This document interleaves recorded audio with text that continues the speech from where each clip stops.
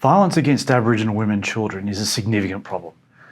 It's one of the most fundamental problems we face in the Australian criminal justice system. It's a problem not only because of the harm, often the lethal harm that people experience, but also because it fundamentally underpins many other problems Aboriginal people face, like overrepresentation in prisons and the overrepresentation of Aboriginal children in out-of-home care. It's a complex problem, not least because the systems we have in place to deal with domestic violence are not only unsuited to the nature of the problem, they can actually act in concert to make it worse. To address violence against Aboriginal women and children, we need to properly understand the nature of the problem, listen to Aboriginal people about what they'd like to see to deal with it, and fundamentally reform ourselves so that we're responding to and preventing the problem in the way the people experiencing it most want it to be done. I'd like to discuss with you the nature of the problem, what we know about it, why our current systems tend to fail, and finally, what we can do to consider to better address this. First, what do we know about the extent of violence against Aboriginal women? Well, we know it's underreported, so our data is limited. But it does at least give us a baseline and a lower limit of what families experience. And that is in itself disturbing and painful. We know that 1 in 10 Aboriginal women reported experiencing violence in the past 12 months from a family member or their partner. So it's safe to say that more than 1 in 10 Aboriginal women have experienced violence. Even more incredible is that 1 in 5 of all reported domestic violence assaults in New South Wales involve an Aboriginal woman or an Aboriginal girl. I said that, it's 1 in every 5. So what do we know about the Aboriginal women experiencing violence? Well, the average age is 33. For 2/3 of the women, the person who assaulted them was their male partner. However, for 13%, it was another male family member, and for another 13%, it was a female family member. It's important to note that family violence really means violence in the family. For 1/3 of Aboriginal women who were assaulted, it wasn't by their intimate partner, but by someone else in their family. And 3 out of every 4 of those assailants was another Aboriginal person. Just over 4,300 of those people had an apprehended violence order issued to protect them, and just over 3,500 of those had experienced a breach of that order. To further add to the complexity of this problem, 1 in 5 of those victims of violence had also been recorded as a domestic violence offender in the preceding 12 months. Of all those domestic violence assaults last year, just over 1,000 of them were towards a child. That's just over 1/5 of all victims. A quarter of them had previous domestic violence experience in the preceding decade, and just on 70% of the assailants were Aboriginal family members. Again, family violence really means family violence. This violence has profound effects on all aspects of people's lives, and it causes Aboriginal people to be overrepresented in all systems everywhere.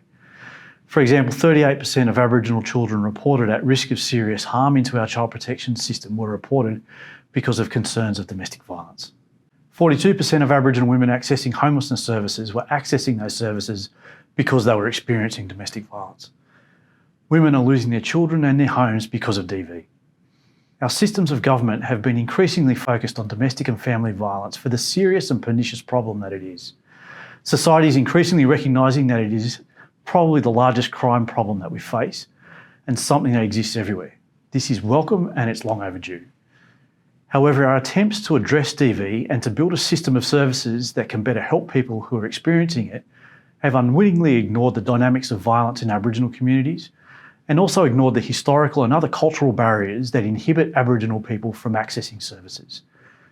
Meaning they aren't suitable, and in fact, in many ways, the service response itself may increase the threat and can create further harm. I'll go into 3 major challenges in the system. I argue that unless we can overcome them, we can't deal effectively with violence in Aboriginal communities. First is the fact that the largest service response to domestic violence in New South Wales is the New South Wales Police.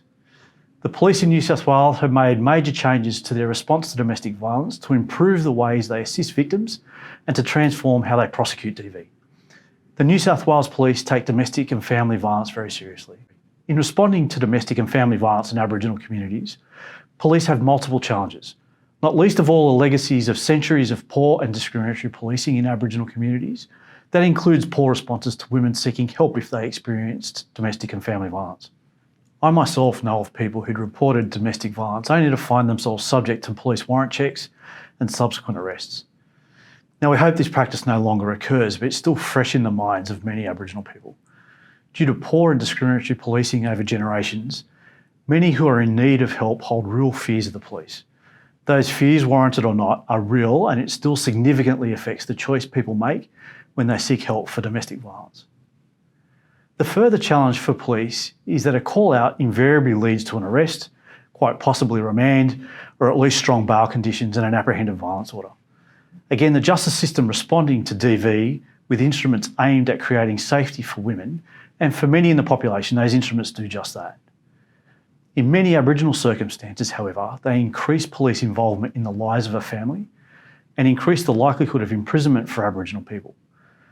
Proactive policing of bail conditions and ADVO conditions is leading to more Aboriginal arrests, longer criminal histories for people, greater likelihoods of being placed on remand, and an increased likelihood of prison sentences.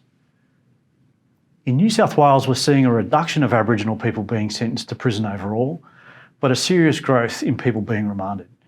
I'd argue proactive police enforcement of bail conditions is driving a good part of that growth. There is a real likelihood then that a police call-out will result in some form of incarceration. Greater police presence generally in the family life is a further disincentive for many Aboriginal women to seek police help. Ironically, the tools designed to keep people safer for some are causing them to move further away. The second major problem is the structural connection between policing and child protection. Many of us are familiar with hearing Aboriginal women in violent relationships say, "I don't want to call the police because I'll call Docs and Docs will take away my kids." Many people make a real and stark choice of living with the threat of violence than the increased risk of losing their children. Again, ironically, both policing and child protection systems are designed to operate with the intention of keeping individuals safe. But that nexus, for many, is causing people to hide or avoid those systems and to manage their own and their children's safety for fear of a greater harm. This fear is not an idle one. Last year, 24% of all calls reporting Aboriginal children to the DCJ Child Protection Line were made by the New South Wales Police. Domestic violence is recorded as a major factor in 38% of child removals. The fear of losing children is real, and even more so if the service response looks entirely to the mother to make children safe from violence, rather than engaging the whole family and system together to manage risks and address another person's violence. Again, systems designed to keep people safe have inbuilt disincentives. Until last year, the law perpetuated this through the inclusion of a presumption that if a previous child had been removed and not restored to a family, that other children were presumed to be in need of care and protection. In my short time in this role, I've witnessed the fear that that provision created in Aboriginal mothers, particularly pregnant women, and its impact on decision making. This has been sobering to say the least. Finally, for Aboriginal women seeking help, they often find themselves entering a system that might not be friendly towards children, and where there's often an inherent assumption or expectation that the relationship should end, or at least that the woman will leave it. There are a large number of Aboriginal women who don't want to leave their relationship, they just want the violence to be gone. We don't really have a service system designed to support people who want that outcome, or to properly provide options for people when the violence is from another member of the family, not from an intimate partner. Given the nature of Aboriginal communities and Aboriginal kinship, it's almost impossible for people to sever personal relationships. They'll always continue to be there. So when we combine just those three factors, we have a system that's not only meeting the hopes or needs of many Aboriginal families or acknowledging our experiences, it's also likely to cause people to remain unsafe, albeit unintentionally. But there are examples of what we can do to overcome these problems. There are excellent examples of proactive, community-engaged policing. In New South Wales, we've seen examples of where police build respectful relationships with the community, meet with leaders every day to talk about what happened the day before and what's coming in the next day, and talking about how to respond to violence and community issues together, openly and honestly, and listening to what is needed. In those places where police and community members can do victim welfare checks together, we've seen significant benefits in reduced arrests and increased senses of community safety. In New Zealand, we've seen examples of police responding to DV call-outs in partnership with Maori staff from the local marae, attending the family together where marae staff can stay with that family and continue to provide help, where child protection support and DV services are the same thing, and the family is at the centre of what they do. These restorative approaches aim to engage the whole family rather than just focusing on individuals or instances, and acknowledge that colonisation has had a destabilising impact on culture and many protective factors. We have great examples of courts looking to involve Aboriginal people in decision making. involving Aboriginal families in discussions and making sure legal outcomes properly factor in local community and cultural needs. In New South Wales, youth Koori courts, circle sentencing and the Wallama list in the District Court are all great examples of bringing community and family into the court, slowing down decision-making processes and focusing on outcomes for people. There are options for us to think more deeply about how we assess risks and what risks we're responding to and how. It's fundamentally important. Looking at and responding to acute child protection and domestic violence risks separately and differently is probably not the best way to manage our systems into the future. And from an Aboriginal perspective, just the opposite of how people see the problems they're experiencing or how Aboriginal people want them to be dealt with. We need to challenge ourselves and our systems to see risk in the same way Aboriginal families do and be able to respond to that risk in a way that puts the family at the centre and focuses on outcomes based on well-being, not just on mitigation. In Australia, we have many examples of strong Aboriginal community programs and organisations that respond to the whole family, not only to the single problem like DV or child protection. Programs that put culture at the heart of what they do, help families function and thrive in a healthy way, but that also properly and effectively control and mitigate risks. Programs that focus on well-being as an overall goal, not only on immediate safety, often through a separation of family members.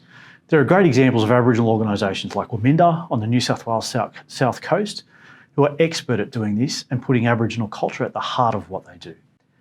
Finally, while policing responses to domestic violence have improved significantly over recent years, they are leading to many more Aboriginal people being involved in the justice system and in services. However, for many Aboriginal people, the design of those systems don't meet the problems they experience, nor provide them with the solutions they would like to receive in the way that they would like to receive them. There are good examples of what works, and all of them are Aboriginal-led. Put the family and Aboriginal culture at the centre, are strengths-based, and focus on positive well-being for people and families. I believe we can make this change and implement reform at a scale that will make a real difference for the safety of Aboriginal women and children. But it does require investment, a commitment to some significant systemic change, and the humility to allow Aboriginal communities to lead and determine their own solutions.